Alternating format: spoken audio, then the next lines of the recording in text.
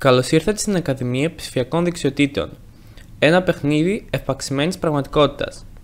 Το παιχνίδι είναι αποτέλεσμα της συνεργασίας της Διεύθυνσης Δίωξης Ηλεκτρονικού Εγκλήματος και του ΑΕΤΜΑ Lab, όντας στο Διεθνές Πανεπιστήμιο Ελλάδος και συνεχίζεται με τη μεταφορά του στο Δημοκρίτιο Πανεπιστήμιο. Το παιχνίδι είναι για ηλικίες από 8 έως 12 ετών.